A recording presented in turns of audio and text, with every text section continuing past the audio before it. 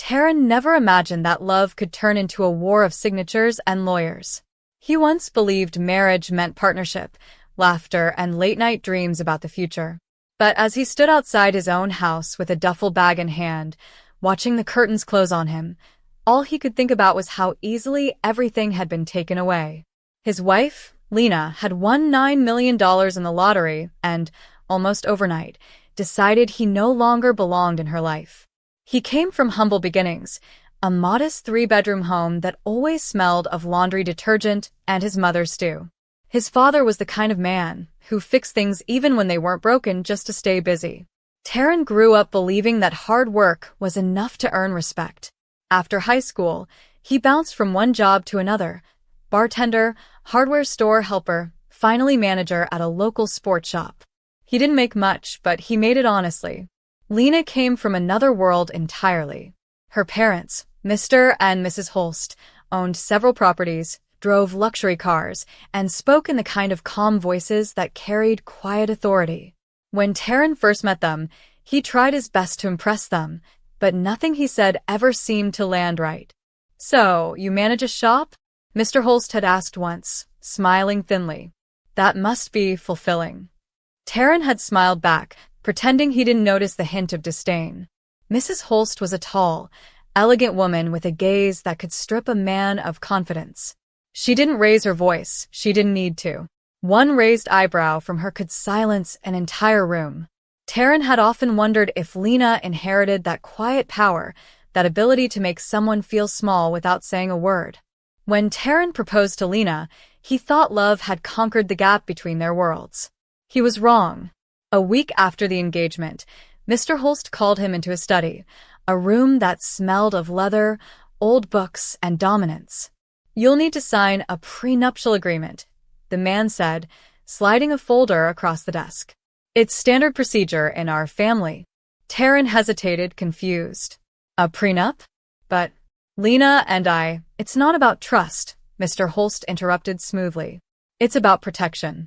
Mrs. Holst appeared with a tray of coffee, her movements graceful, almost rehearsed. "This is for everyone's peace of mind," she said softly, though her tone carried no warmth. Lena stood in the doorway, avoiding eye contact. That silence hurt more than the document itself. Still, Taryn signed. He told himself love was stronger than paper. How wrong he was. The prenup stated that all family inheritances and properties remained Lena's alone. But it also contained a small section about shared marital assets. Any major windfall gained during the marriage would be considered joint property. Taryn didn't think much of it then. He was in love, and legal language felt irrelevant compared to the joy of marrying the woman he adored. Their wedding took place by a lake, under soft lights and soft music. Taryn's parents looked overwhelmed by the grandeur, the glass chandeliers, the live orchestra, the endless toasts. His father whispered, "Son, don't lose yourself in their world."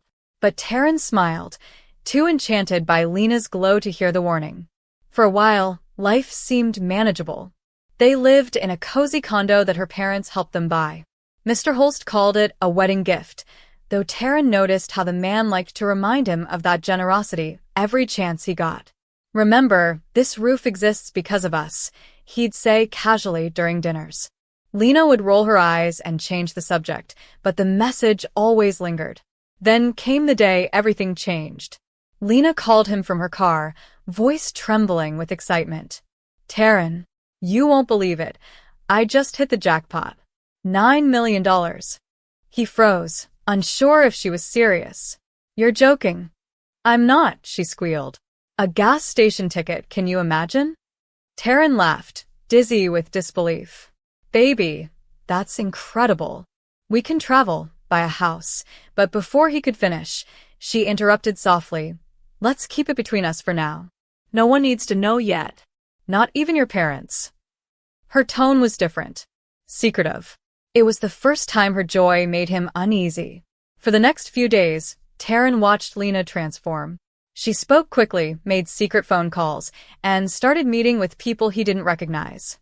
When he asked what was going on, she smiled too brightly. "Just sorting out legal things," she said. "You wouldn't like it, it's boring paperwork." "Paperwork for what?" he asked. Claiming the winnings properly, she replied, already turning away. Something in her tone told him that boring paperwork was really something else, something that didn't include him. One evening, when he came home from work, he noticed her aunt in their living room, sorting through documents. Lena's expression was cold, distant. "Taryn," she said, not even looking up. "We need to talk." His stomach twisted. "What's wrong?" "I'm filing for divorce," she said plainly. "It's better for both of us." The words hit him like a punch to the chest. "Divorce? Lena, what are you talking about?" She raised a hand. "Please, don't make this harder than it has to be. My lawyer will be in touch." He stood frozen as she packed her jewelry into a box. "Lena, I've been paying half the mortgage. The condo's in my name," she interrupted, her tone sharp. "My father made the down payment. You've just been contributing." Her aunt didn't even look at him. It was as if he had become invisible. The woman he'd once shared everything with was now treating him like an intruder in his own home. That night, Taryn drove to his parents' house, his mind a storm. His father opened the door, worry etched across his face. "Son." Taryn's voice cracked. "She kicked me out." His mother gasped. "What? Why?" He told them everything, the jackpot, the meetings, the divorce papers. His mother slammed her hand on the table. "That woman and her family never respected you." His father, calmer but equally angry, said, "We'll handle this the right way. Don't do anything rash." The next morning, his father called an old friend, a seasoned family lawyer named Mr. Dallin. Sitting in the lawyer's office, Taryn felt both nervous and desperate. He explained the prenup, the lottery, the sudden divorce. Mr. Dallin listened quietly, then flipped through the photocopy of the document. A small smile tugged at his lips. "They made a mistake," he said finally. "A big one." "What do you mean?" Taryn asked. "They included a clause that counts any financial windfall, including lottery winnings, as marital property. They tried to protect her inheritance, but ended up protecting you too." Taryn blinked. "So, you're saying I have rights to the jackpot?" "Legally, yes," the lawyer said, leaning back in his chair. "If the ticket was purchased during the marriage, and unless she can prove it was done with entirely separate funds, you're entitled to a share. Maybe even half." Taryn felt the air rush out of his lungs. For the first time since the nightmare began, hope flickered. "But they're rich," he murmured.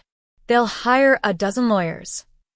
"Then we'll be smarter," Mr. Dallin said firmly. Within days, the Holsts showed their true colors. Mr. Holst called Taryn directly, his voice dripping with arrogance. "You'd better drop this nonsense," he said. "You don't deserve a cent. My daughter made that money. You were just a guest in her life." Taryn clenched his jaw. "I was her husband, not her guest." "Not anymore," the man snapped. "If you push this, I'll make sure you walk away with nothing." When the call ended, Taryn stared at his phone, his hands trembling, but not with fear, with resolve. The next blow came from Mrs. Holst, who showed up outside Taryn's parents' home in her luxury car. She stepped out gracefully, wearing her usual polite smile that never reached her eyes. "Taryn, dear," she began sweetly, "let's not drag this through the courts. It's messy, and it'll make you look greedy.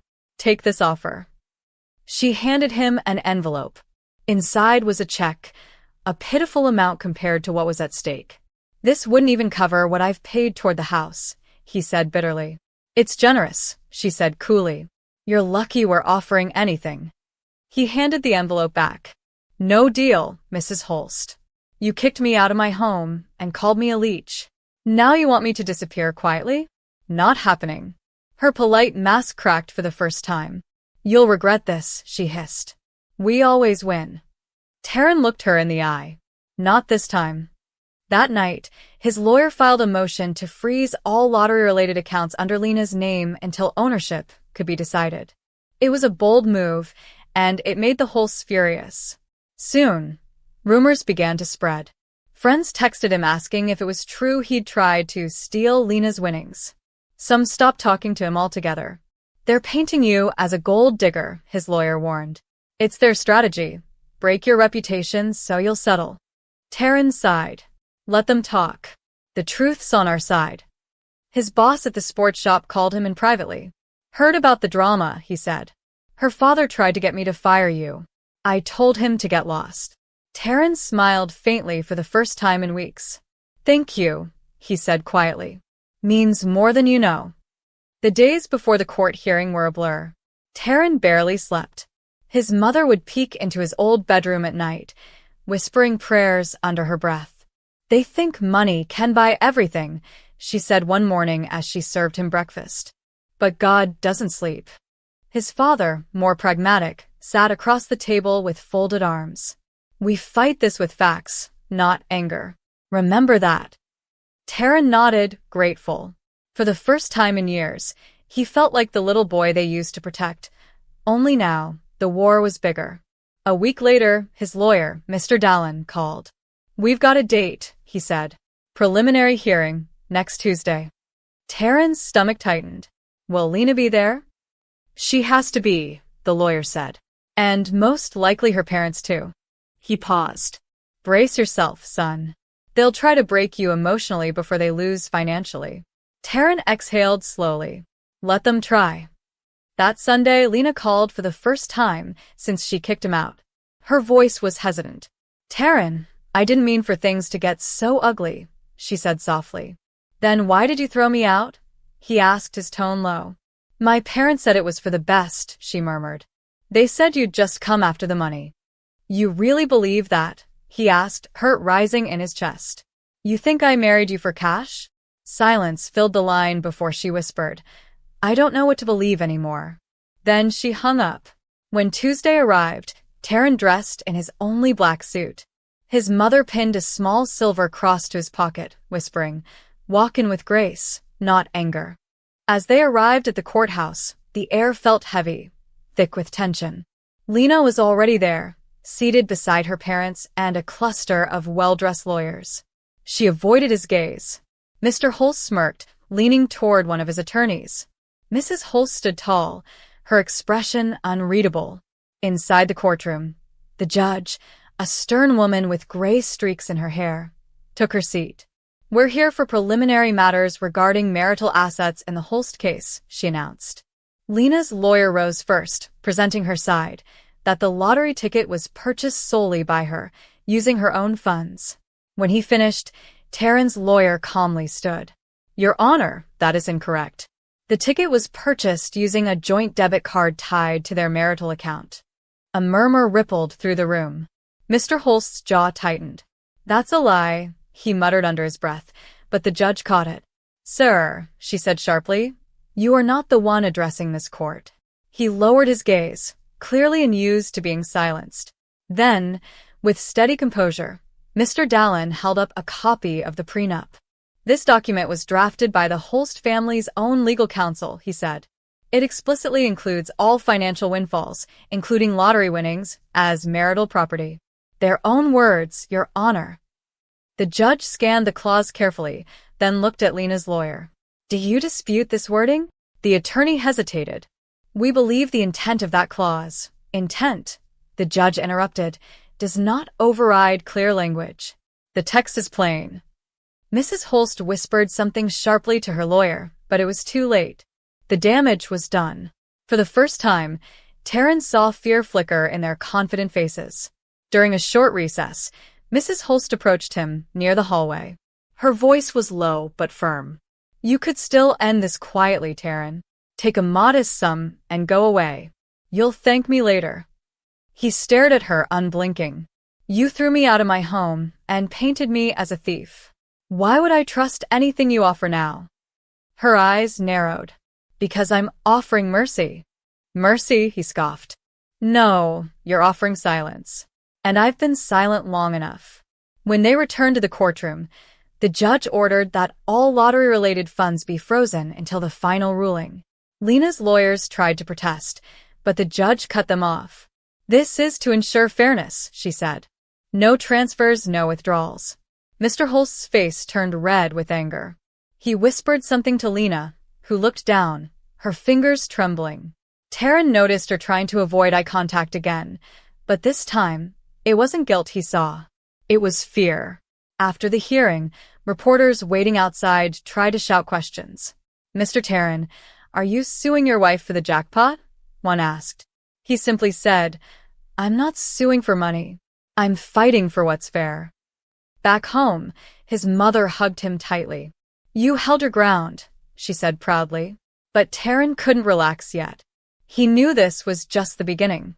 The Holsts had money, power, and pride, and none of them liked losing. The weeks that followed were heavy with silence and strategy. Taryn spent most of his evenings at the dining table with his lawyer, sorting through receipts, bank statements, and messages that proved his financial contributions. "They'll try to twist everything," Mr. Dallin warned. "So, we let the paper speak. Paper doesn't lie." Taryn nodded, exhausted but determined. "Let them come," he said.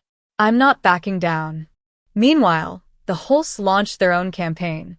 Rumors spread like wildfire online, fake stories that painted Taryn as an opportunist who manipulated Lena for money. One gossip blog even called him the man who turned love into a lawsuit. His friends from work showed him the posts. "Ignore it," his boss said firmly. "Anyone who knows you knows the truth." Taryn appreciated it, but each lie still cut deep. One night, Lena sent him a message. "Can we talk privately?" He hesitated before replying. "About what?" "About ending this before it destroys everyone," she wrote. When they met at a small cafe the next morning, she looked tired, the glow she once had replaced by stress. "I never wanted it to turn into this," she said softly. "My parents think they're protecting me." "From what?" Taryn asked bitterly. "From a husband who loved you?" She lowered her eyes. "From losing everything." "You already did," he said quietly. "You lost me." After that meeting, Lena stopped reaching out. Her parents doubled down instead. Mr. Holst called Taryn's father late one night. "Tell your son to take the deal before things get ugly," he warned. Taryn's father didn't flinch. "My son's not a coward," he said before hanging up. The old man sat in silence for a while, then said softly to his wife, "They're not fighting for justice, they're fighting for control." When the next hearing arrived, the courtroom was tense. The Holsts had hired 2 additional attorneys and a financial advisor. They walked in like royalty entering a boardroom. Taryn, wearing the same black suit, sat beside his lawyer, calm but focused. The judge entered, and everyone rose. "Let's proceed," she said. The Holsts' lead lawyer began with a polished speech about intent and family legacy. It was all theatrics. Then came the turning point. Mr. Dallin stood, holding up a document.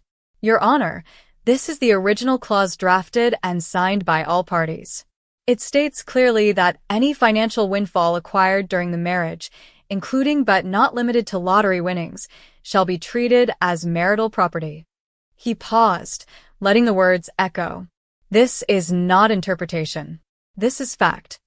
The judge nodded slowly. "Please submit it into record." Mr. Holst shifted uncomfortably in his seat.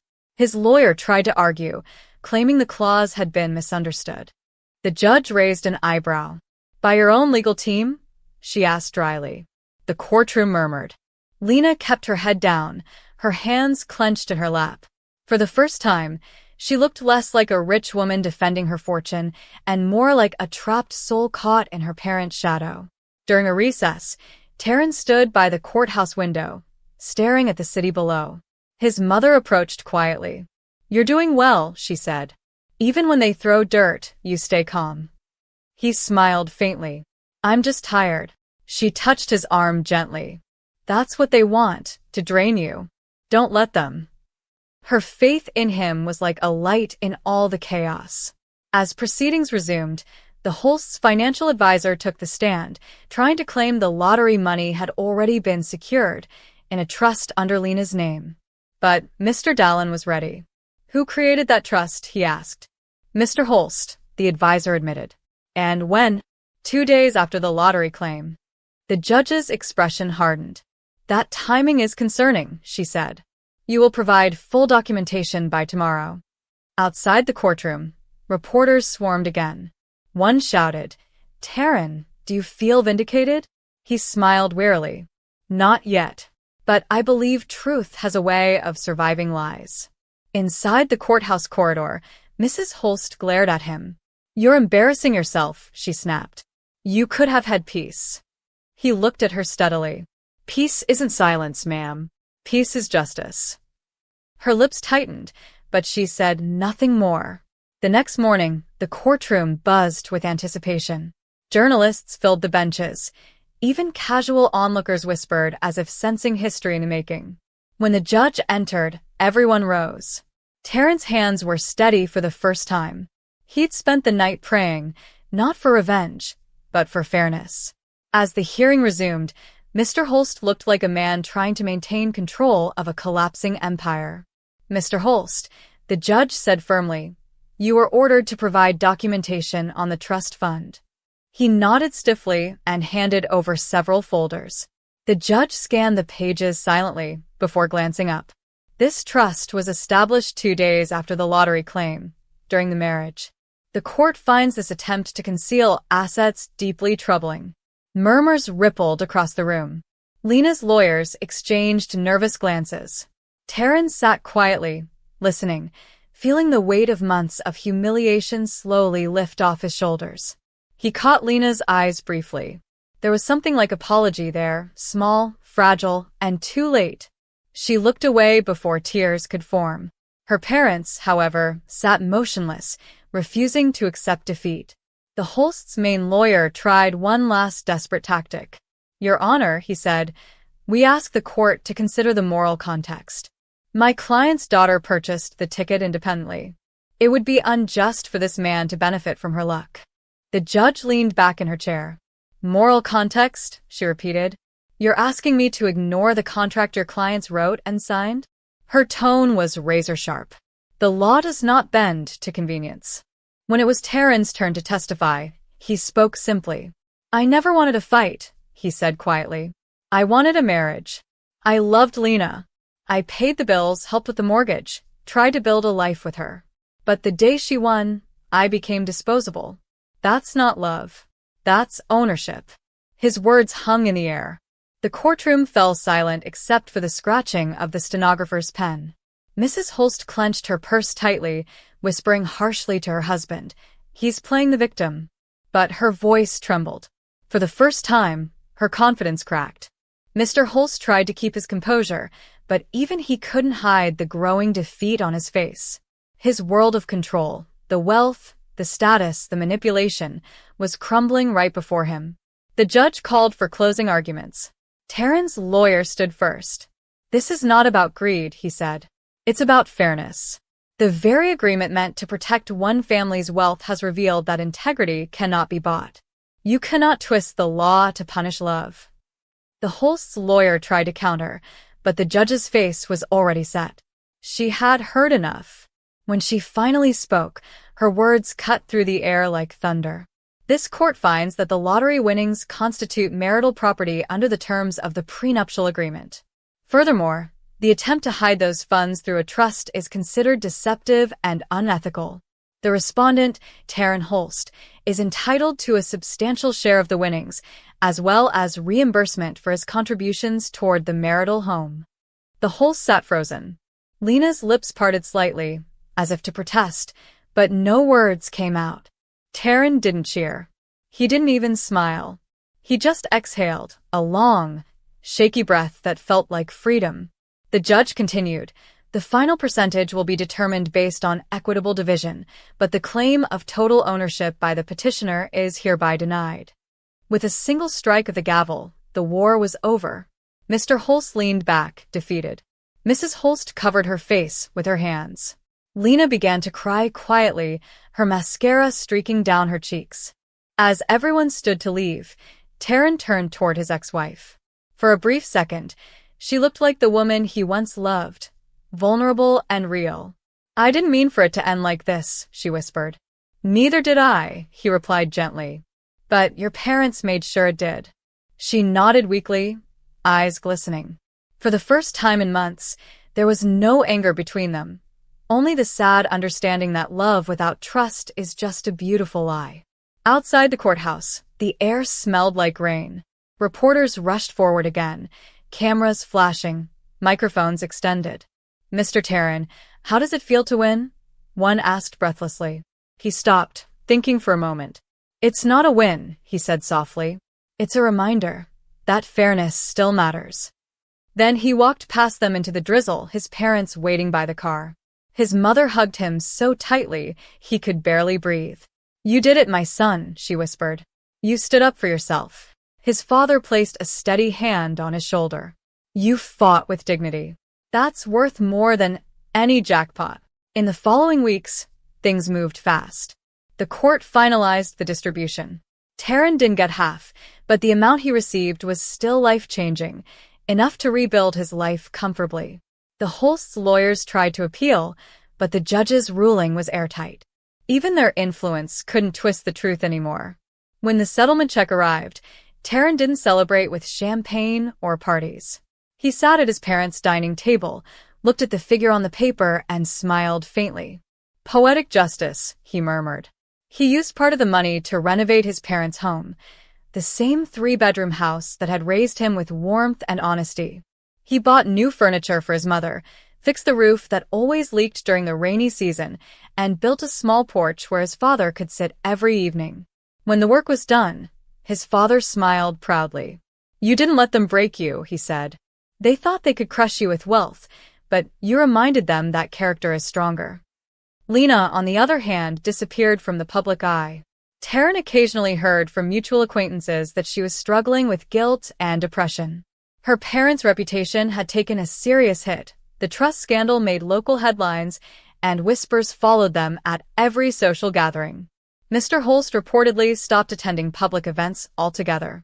Mrs. Holst was said to have withdrawn into her mansion, angry at a world that refused to bend for her.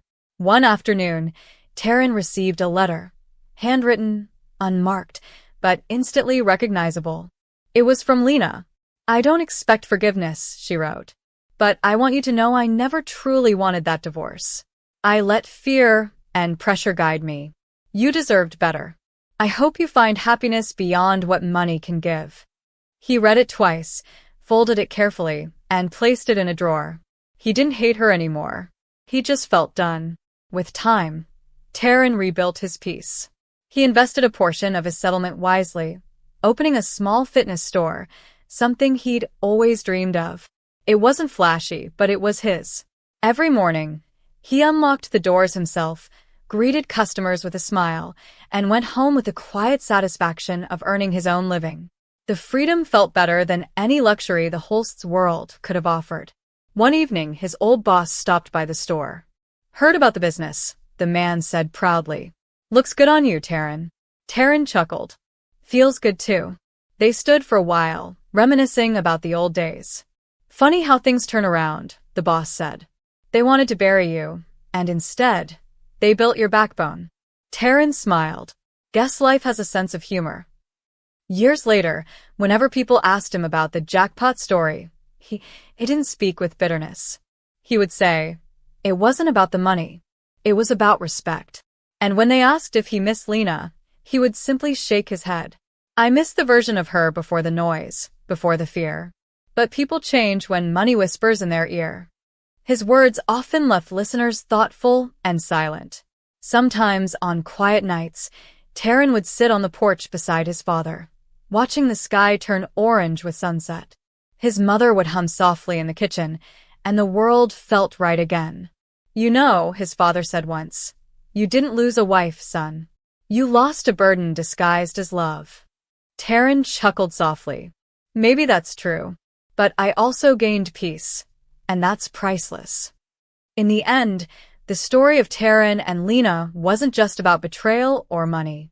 It was a lesson written in heartbreak and law books, a reminder that truth, no matter how long it hides, will always find its way back to light.